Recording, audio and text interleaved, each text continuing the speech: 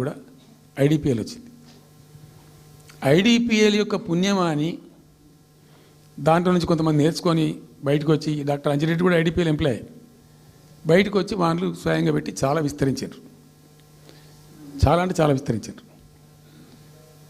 ఆయన దగ్గర అంజిరెడ్డి దగ్గర పనిచేసిన కూడా బయటకు వచ్చి వాళ్ళు పెట్టుకొని వాళ్ళు విస్తరించారు. ఇట్లా ఏమైపోయింది, Hyderabad has become a medical hub, pharma hub.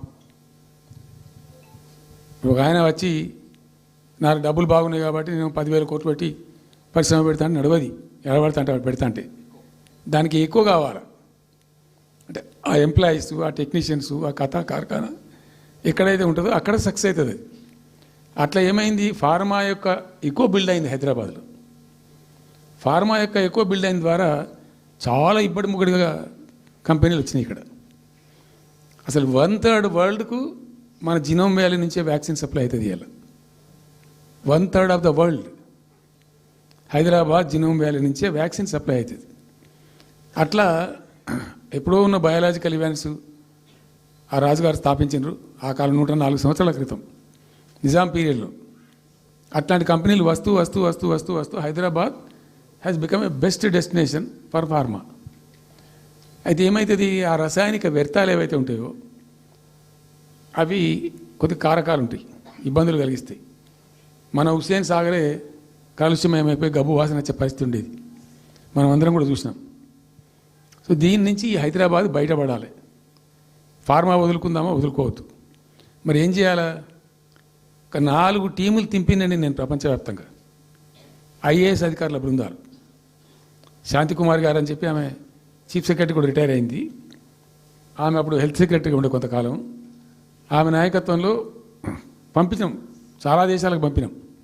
మరి తిరిగి రండి.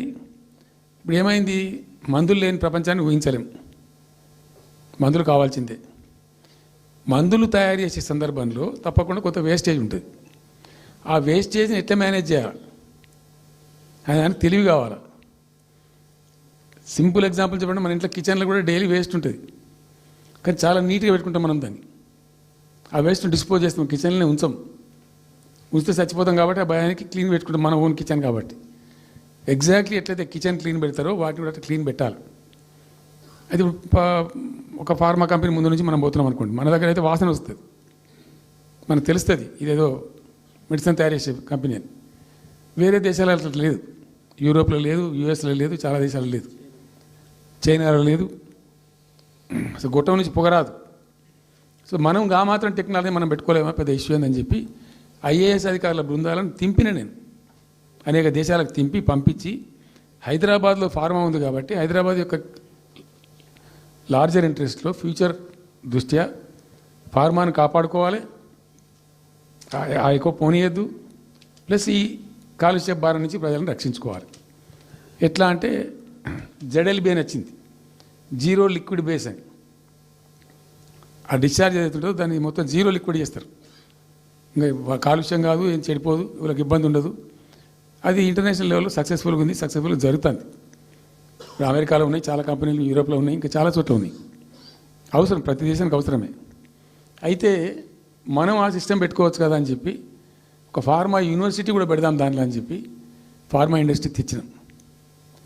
2 హెలికాప్టర్లు తీసుకొని ఆ ఫార్మా బిజినెస్ మెన్ అయితే ఉంటారో వాళ్ళని నేనే స్వయంగా పెట్టుకుని పోయి ఆ ముచ్చర్ల అక్కడ పోయి తీసుకుపోయి చూపించి ఈ ప్లేస్ బాగుంటుంది కదా అంటే బాగుంటుందని చెప్తే దాన్ని ఫైనల్ చేసి చాలా కష్టపడి 5-6 సంవత్సరాలు పర్సూ చేసి రైతాంగంతో ఘర్షణ పడకుండా ఒక 20,000 ఎకరాలు పెట్టుకొని చేస్తే 14,000 ఎకరాల పైచీలకు 14,000 నెట్ వచ్చింది ప్రభుత్వానికి. 14,000 acres already acquired by government. చాలా ఎంఓయూలు జరిగినాయి, అన్నీ జరిగినాయి, మన లోకల్ వాళ్ళు రెడీ ఉండి. అయితే పర్టికులర్లీ జీడిమెట్ల, చెర్లపల్లి వీళ్ళు ఏమన్నారంటే, సార్ మాకు ఆల్టర్నేటివ్ స్థలం మంచిగా ఇస్తే మేము అక్కడికి వెళ్ళిపోతాం, ఈ బాధ మాకెందుకు, ప్రజలతో కూడా ఈ బదనాం ఎందుకు, ఆడ పెట్టుకుంటాం. పెట్టి కామన్ అఫ్లియంట్ ప్లాంట్స్ పెట్టి ఒక ఐఏఎస్ అధికారిని పెట్టి దాన్ని ప్రభుత్వ నిఘాలోనే ఈ రసాయనాలు వ్యర్థాలను ఇష్టం వచ్చినట్టు వెట్టుబడితట్టు పంపకుండా ఆ నియంత్రణలో జరగాలని చెప్పి పెట్టుకున్నది ఫార్మాసిటీ. దానికి ఎన్వైరాన్మెంటల్ క్లియరెన్స్ కూడా వచ్చింది, కేంద్ర ప్రభుత్వాన్ని ఒప్పించి ఎన్వైరాన్మెంటల్ క్లియరెన్స్ తెచ్చినాం. హైదరాబాద్ మొత్తం ఫార్మాను ఒకటే దగ్గర తీసుకుపోయి పెట్టాలి. అక్కడ ఫార్మా సిటీ కట్టాలి. అక్కడ పనిచేసే ఎంప్లాయీస్ కూడా పొద్దాకి ఇటు అటు తిరిగేటువంటి అవసరం లేకుండా మంచిగా బ్రహ్మాండమైన సిటీ రావాలి. ఆ వచ్చే సిటీకి కావాల్సినటువంటి ఆల్ ఇన్ఫ్రాస్ట్రక్చర్ రావాలి అని చైనాలో నేను చైనా పోయినప్పుడు చూసినట్టు అది 70,000 ఎకరాల వాళ్ళది, చాలా హ్యూజ్ ఫ్యాక్ట్. మనకి ఒక 20,000 ఎకర్స్ అయితే మస్తు అవుతుందని చెప్పి మేము తీసుకొని చేసినాం. మెడికల్ కాలేజ్ కూడా మంజూరు చేసినాం ఆ పక్కనే. వీటన్నిటి దృష్ట్యా పెట్టుకొని అంటే మేము ఒక పద్ధతి పెట్టుకొని దాన్ని ఒక సిస్టమేటిక్గా చేసినాం. చేస్తే ఇప్పుడు దాన్ని ఏందండి దందా, ఏదైనా చేసి దాన్ని నమ్మకదొబ్బ అన్న.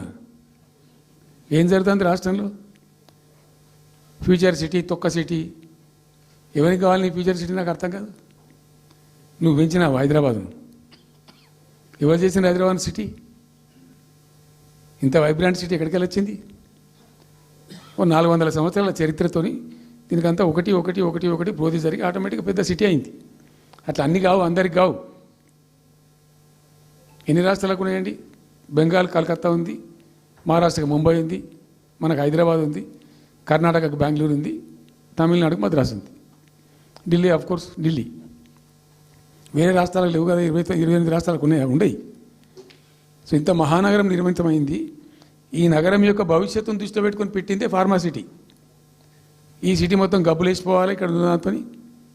నువ్వు తీసుకుపోయాలి ఫ్యూచర్ సిటీ, తోక సిటీ ఏందన్నట్టు ఇది? అన్ని దిక్కుమాలిన పాలసీలు, రియల్ ఎస్టేట్ బ్రోకర్ దందా తప్పితే ఇంకోటి లేదు. అన్నీ కనబడతాయి మనకు. మీరు పరిశీలనగా చూస్తే, పూర్తిగా చూస్తే అసలు చాలా గందరగోళం. గురుకుల పాఠశాల విద్యార్థులు చచ్చిపోతారండి. ఇప్పటికి 120 మంది విద్యార్థులు చచ్చిపోయారు. గంత నియంత్రణ లేదా? గంత తెలివి లేదా? ఒక గట్టి అధికారిని పెట్టి గట్టి చర్య తీసుకోరాదా? ఏందో చేస్తాము నీ ఫ్యూచర్ సిటీ, తోక సిటీ, ఈ పోరగాళ్ళని చేస్తారు. తర్వాత ఫార్మా సిటీలో ఆ ల్యాండ్ అక్వైర్ చేసినప్పుడు కండిషన్ ఏంటంటే ఓన్లీ ఫార్మా సిటీకి మాత్రమే వాడతాము. It's a conditional land acquisition. హైకోర్టులో కేసు ఉంది. హైకోర్టులో పోయి ఈ ప్రభుత్వం ఏం చెప్తుంది? లేదు ఫార్మా సిటీ ఉంటుంది. మళ్ళీ ఆడ 3,000 ఎకరాల్లో వాడేవాడు అంబానా, సల్మాన్ ఖాన్, ఎవడో వంతారనో బొంతారనో పెడతారు. ఈ జూ పార్క్ కొంచెం ఆడబెడతారట. ఎందుకు? జూ పార్క్ అమ్మకదొప్పడానిక? ఏం జరుగుతుంది ఈ రాష్ట్రంలో అసలు? మేము ఇటువంటి చిల్లర పనులు చేయలేదే మేము ఉన్నప్పుడు. ఇంత దుర్మార్గమైన కార్యక్రమాలు చేయలేదే. ఇది ఎక్కడ దిక్కుమాలిన దందా? ఏం జరుగుతుంది అసలు?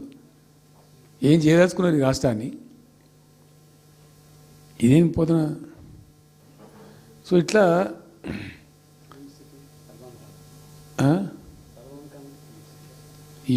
అది ఏందో.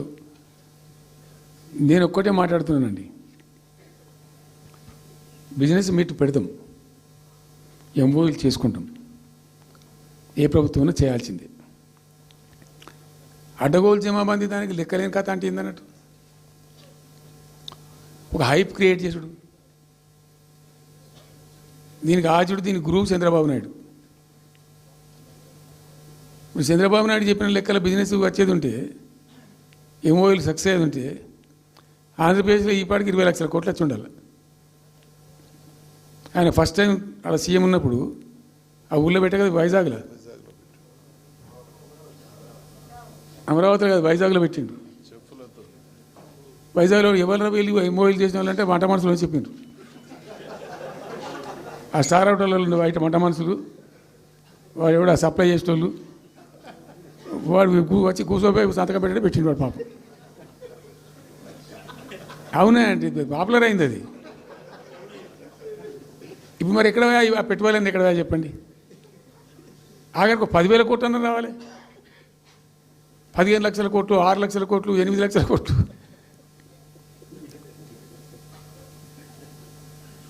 అయితే అప్పుడు తమాషా జరిగింది. ఈ భోపాల్ ముఖ్యమంత్రి, అప్పుడు నేను ముఖ్యమంత్రి ఉంటే, భోపాల్ ఉన్న ఆయన పేరు శివరాజ్ సింగ్ చౌహాన్, ఆయన సీఎం ఉండే. ఆయన ఆ ప్లానింగ్, అదే ఇప్పుడు నీతి ఆయోగ్ ఉంది కదా, దానిలో సబ్ కమిటీకి ఆయన చైర్మన్.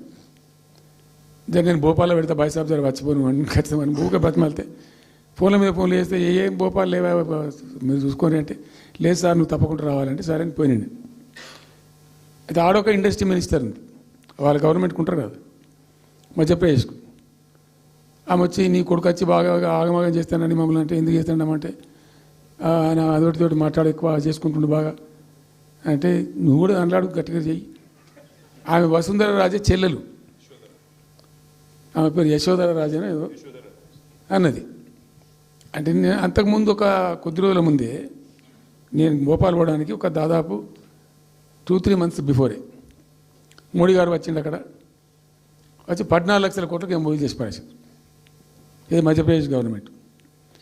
ఏంటి మొన్న 14 లక్షల కోసం చేసింది కాదమ్మా, మీకు నాకు అర్థం కాదు, నీకేం రాలేదంటావు నువ్వు, ప్రధానమంత్రి మీకు సపోర్ట్ ఉండే మీకు పార్టీ అయ్యి మీకు మంచిగా నీకు ఇంత లాభం ఉంది అంటే ఓ సో బోగసాయి సాబా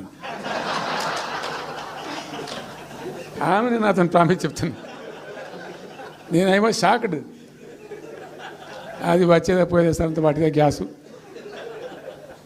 అంటే ఈ గ్యాసులు ఎవరిని మోసం చేయడానికి ఇంత వంచిస్తారా ప్రజలను? నికరంగా వస్తే పెట్టుబడులు రావాలి కదా.